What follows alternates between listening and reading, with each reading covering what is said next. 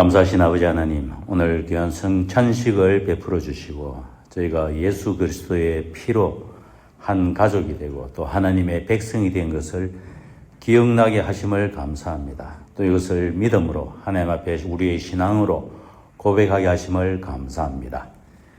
또 주님께서 보내주신 성령님께서 저희 안에 내주 동행하심으로 우리가 말씀을 깨닫고 또 믿을 수 있도록 도와주시는 것을 감사합니다. 주님, 이 시간 말씀을 삼하여 이 자리에 우리가 한 자리에 모여 사오니 주의 성령께서 깨닫는 영을 부어주시고 확신시켜 주시옵소서. 예수님 이름으로 기도합니다. 아멘. 2025년 12월 7일차 미래로 교회 목장 성경교사반입니다. 열왕기하 2장 15절에서 25절 말씀, 제목은 사망에서 생명으로. 자, 지난 시간 강의에서는 엘리야가 성천을 하고 엘리사가 그 겉옷을 집어들고 요단강을 건너오면서 물을 갈라서 이렇게 건너왔습니다. 그러면 강 반대편에 있던 예언자 수련생들은 엘리야의 성천을 보았을까요? 못 보았을까요? 못 보았기 때문에 오늘 이 소동이 일어납니다. 예언자 수련생들은 엘리야가 성천할 것이라는 계시를 받았습니다.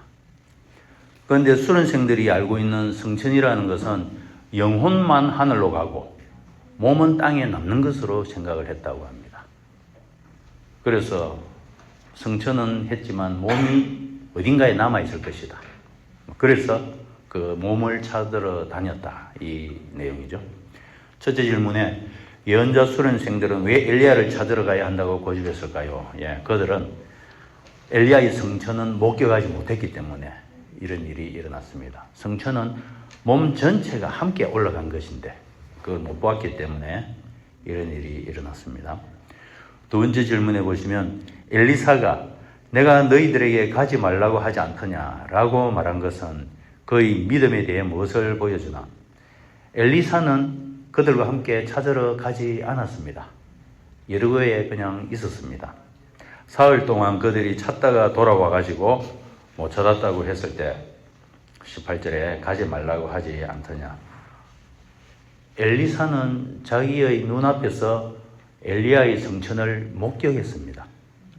그래서 그렇게 이루어진 일을 엘리사는 전혀 의심하지 않고 믿고, 그리고 그 다음에 그 엘리야의 하나님의 영이 엘리사 자신에게 또 임했다는 것을 또 믿고 있습니다.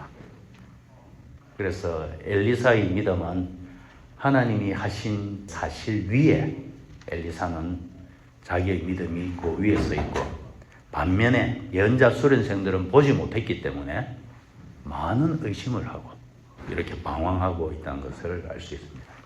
그 다음 보시면 좀 전에 이것이 엘리사를 통해 일하신다는 첫째 증거입니다. 엘리사를 통해서 일을 하신다. 예언자 수련생들은 못 보았지만 엘리사는 보았고 또 그 엘리야의 하나님의 영이 엘리사에게 임하였다는 것이 그 여리고 사건에서 드러납니다. 두 번째로 여리고의 물 문제가 발생했습니다. 오염된 수질. 질문을 보시면 여리고 성 사람들은 자기 성읍의 문제를 어떻게 표현했고 여기서 무엇을 배울 수 있나? 자리는 좋은데 물이 좋지 않다. 원래 여리고는 향기 나는 곳, 이런 의미가 있습니다. 그런데 물이 좋지 않다. 물이 언제부터 안 좋아졌는지는 알 수 없는데 혹시 과거의 사사기 시대에 여호수아가 이 여리고를 저주한 때가 있었습니다. 그때 이유가 아닌가 하지만 알 수는 없습니다. 또 최근에는 여리고 지역의 지질학 탐사를 통해서 밝혀진 사실이 하나 있습니다. 그 아래쪽에 수맥이 있어가지고 그 수맥의 일부가 방사능을 오염하고 포함하고 있더라. 그 아래쪽에. 그래서 그 중에 일부 샘물에는 방사능이 포함되어 있을 것이다. 그래서 그 방사능은 유산을 일으키기도 하고 동물들에게 조산을 일으키기도 하고 식물은 열매를 맺지 못하게 하기도 하고 그런 일이 일어난다고 합니다. 두 번째 질문을 보시면 엘리사는 왜 새 대접과 소금을 가져오게 하고 물 근원에 소금을 뿌리며 선포했을까요? 소금 자체가 기적을 만든 것은 아닙니다. 또 엘리사의 영역이 이 물을 치료한 것도 아닙니다. 21절에 하나님의 말씀이 나와 있습니다. 주님께서 이렇게 말씀하신다. 내가 이 물을 맑게 고쳐놓았다. 다시는 이곳에서 사람들이 물 때문에 죽거나 유산하는 일이 없을 것이다. 라는 하나님의 말씀을 엘리사를 통해서 선포를 하신 것이지요. 선포를 하셨기 때문에 그 물이 깨끗하게 되었습니다.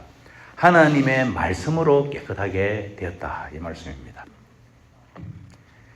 여기 소금은 한 번씩 등장합니다. 우리 신약에도 소금이 등장합니다. 너희는 세상의 소금이라. 소금은 구약에서 용도가 재물을 정결케 하는 용도로 이렇게 쓰이고요.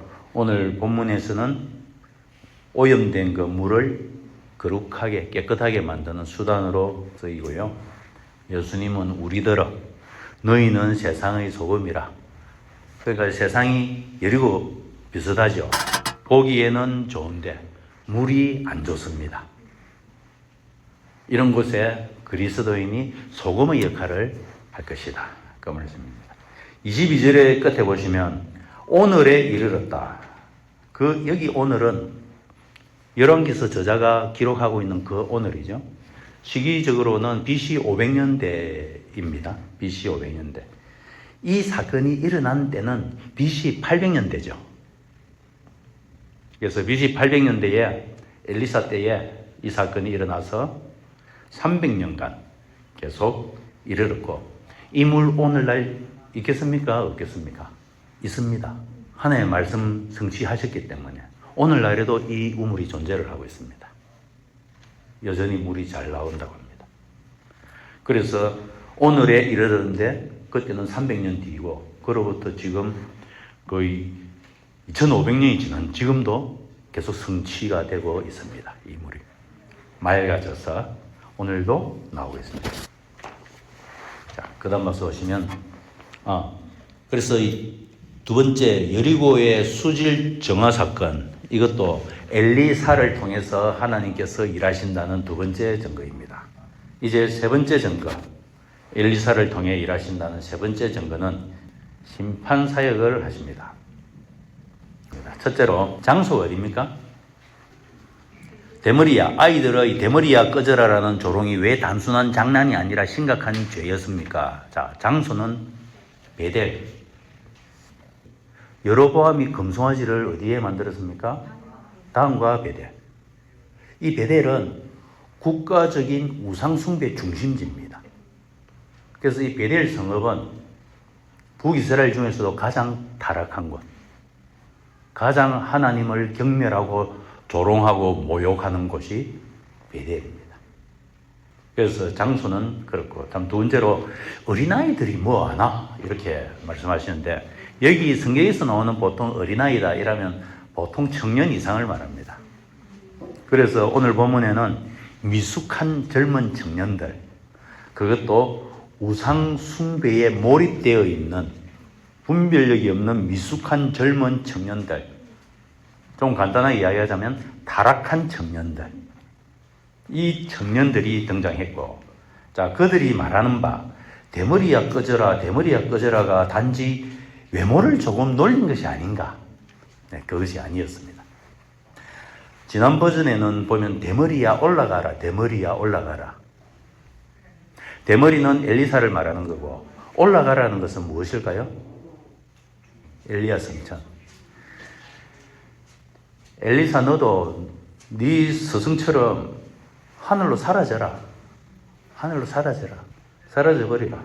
사라져버릴 것이지 왜 여기 나타나서 발을 들어놓으려 하느냐 해서, 이 사람들은 지금 한두 명이 아니고 집단적으로 조직적으로 여호와의 선지자가 베델에 지금 들어오는 것을 막고 하나님의 사역을 막는 적극적인 우상숭배자들입니다.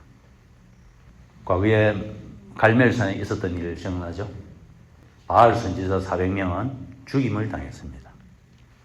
같은 심판입니다. 그래서 엘리사의 외모를 조롱한 것이 아니고 하나님을 조롱하고 경멸하고 모욕하고 적극적으로 우상숭배에서 돌이키지 않는 미숙한 젊은 청년들. 이 청년들은 당을 지어가지고 엘리사를 인정하지 않습니다. 곧 하나님 인정하지 않는 거죠. 그래서 초자연적인 심판이 나타났습니다. 두 번째 질문에 곰이 나와서 42명을 찢어 죽인 이 사건은 오늘 우리에게 어떤 경고를 주나? 이 곰은 암콤입니다. 지난 버전에는 암콤이라고 나와 있고요. 한 마리도 아니고 두 마리가 나왔는데 수콤보다 암콤이 더 사납다고 합니다.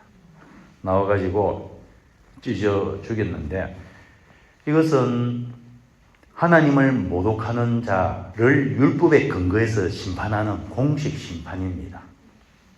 그래서 이 사건은 우연하게 곰이 나타나서 죽임을 당한 사건이 아니라 하나님의 심판, 선지자의 저주로 말미암는 초자연적인 심판이 일어난 것입니다. 그래서 하나님의 말씀을 경멸하는 자에게는 이렇게 저주가 임한다는 것을 엘리사를 통해 하나님께서 일하신다는 것이 세 번째 증거가 됩니다. 그리고 나서 엘리사는 그곳을 떠나 갈멜산으로 갔다가 다시 사마리아로 돌아갔다. 지도를 한번 보실까요? 네, 앞에 지도 보시면 여리고에서 출발해가지고 여리고의 수질 정화 사건, 다음에 베델에서 암곰 심판 사건, 그리고 갈멜산으로 갔다가 사마리아 성읍으로 다시 들어옵니다. 자, 여기서 왜 갈멜산으로 갔을까요? 아마도 갈멜산을 엘리야 선지자의 주된 활동지로 봅니다. 그래서 그는 성천하였지만 거기에 아마 엘리야의 친척들이나 또 다른 선지자들이 있을 것이다. 그들을 만나서 엘리야의 성천 소식을 전해주었을 것이다. 이렇게 보고요. 엘리야가 성천하되 영혼만 성천한 것이 아니라 몸이 함께 성천하였다는 사실, 그것을 전달한 것으로 보입니다. 자, 그리고 그 다음에 엘리야는 주로 갈멜산, 주로 산에, 산악지역에 이렇게 있었는데 엘리사는 사마리아 성읍으로 들어갑니다. 이 사마리아에는 이세벨이 있죠. 이세벨이 엘리사를 잡았을까요? 가만히 두었을까요? 못 잡습니다. 안 잡습니다. 아합이 죽었거든요. 아합이 죽음으로써 이세벨의 실권이 많이 무너져 버렸습니다. 그리고 또 정치 권력적으로도 엘리사를 보호하는 구조가 되기 시작합니다. 북이스라엘 왕이 여호람 왕이 나오는데 그는 오히려 엘리사에게 물어봅니다. 아람 전쟁이 내려올 때도 그렇고. 그래서 엘리사가 조언도 해주고 또 그렇습니다. 또 하나님께서 보호도 하시고. 그래서 엘리야 선지자와 엘리사 선지자가 대조가 된다는 것을 도표하는 것이죠. 먼저 엘리야 되는데 이번에 보시면 성격과 리더십이 엘리사는 사람 곁에 머무는 지도자다. 반면에 엘리야는 주로 불같고 단독 행동을 하고 또 3번에 성읍과 도시 중심 사역을 하는 반면에 엘리야는 사람과 떨어진 곳에 그하고 저 8번에 보시면 선지자 생도 공동체와 동행을 하는 반면에 엘리야 선지자는 독보적으로 행동을 했고요. 결론적으로 보면 엘리사는 자비의 선지자, 치유, 회복, 자비 이런 역사가 많이 나타나고 엘리야는 주로 심판, 대결 이런 불의 선지자로 인상이 지어져 있습니다. 그래서 오늘 그 암콤 심판 사건에서 볼 때 어린아이들이 말 몇 마디 했다고 42명이나 죽이다니 하는 그 부분은 이 장소도 그렇고 내용도 그렇고 이것은 신성모독이라는 사실입니다. 자, 결과를 엘리야의 영이 엘리사 위에 임한 것이 예언자 수련생들에 의해 확인되고 그들이 엘리야를 찾으러 가서나 실패한 뒤 엘리사가 여리고의 생명을 끊던 물의 근원을 소금과 주님의 말씀으로 고치고 베델에서 자신을 조롱한 아이들을 주님의 이름으로 저주하여 심판이 임한 후 갈멜과 사마리아로 이동한다. 성령의 금 보십니다. 여리고의 물 사건은 죽음에서 생명으로의 모형이다. 허물과 죄로 죽었던 우리를 그리스도께서 살리셨다. 나를 믿는 자는 그 배에서 생수의 강이 흘러나오리라. 그리스도를 영접할 때 우리 속에 성령께서 내주 동행하신다. 성령님은 죄로 죽은 우리의 근원을 예수 십자가 보혈로 근본적으로 새롭게 하신다. 위에 두 문장은 공식이기 때문에 우리가 의식적으로 이것을 기억을 하시고, 성령께서 내주 동행하신다. 이것은 꼭 우리의 의식의 한 부분을 차지하고 있어야 됩니다. 내가 예수님을 믿는다는 것이 명확한 사실이듯이 성령께서 내주 동행하신다. 그러면 성령님께서 무엇을 하시는가?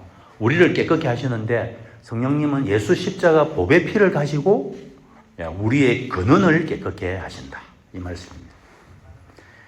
자, 요한복음 5장 24절 같이 읽습니다. 시작. 내가 진실로 진실로 너희에게 이르노니 내 말을 듣고 또 나 보내신 이를 믿는 자는 영생을 얻었고 심판에 이르지 아니하나니 사망에서 생명으로 옮겼느니라. 디도서 3장 5절. 우리를 구원하시되 우리가 행한 바 의로운 행위로 말미암지 않고 오직 그의 긍휼하심을 따라 중생의 시선과 성령의 새롭게 하심으로 하셨나니. 아멘. 여러분, 힘이 없으면 어떻게 해야 됩니까?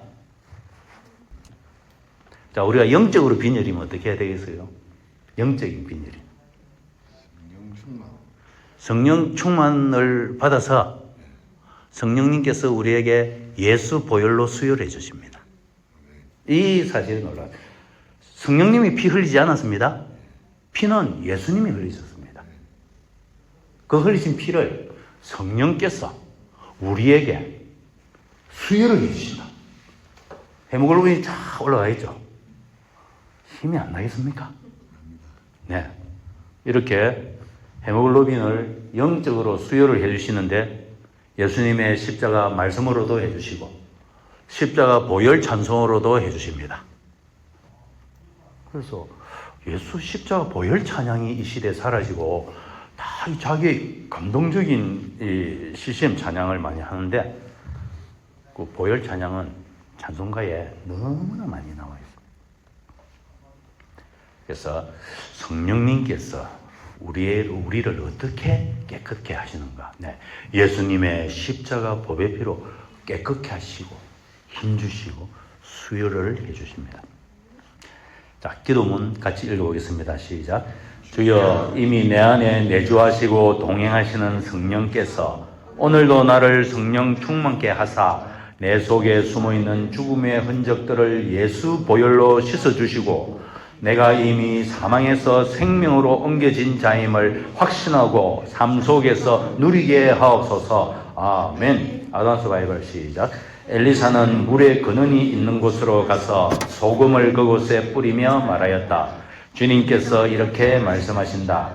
내가 이 물을 맑게 고쳐 놓았으니 다시는 이곳에서 사람들이 물 때문에 죽거나 유산하는 일이 없을 것이다. 아멘. 아버지 하나님 감사합니다. 우리는 허물과 죄로 죽었던 자들입니다. 참으로 이 환경은 좋지만 물이 나빠서 열매 없는 인생을 산 여리고와 같은 존재들이었습니다. 이런 우리를 예수님의 십자가 보배 피로 깨끗게 하시고 우리의 근원을 새롭게 해주신 것을 감사합니다. 주님, 오늘 또 이번 한 주 성령께서 우리에게 성령으로 충만케 하여 주시고 예수님의 십자가 보배 피로 온전한 생명을 누릴 수 있는 한 주 되도록 축복하여 주시옵소서. 예수님 이름으로 기도합니다. 아멘.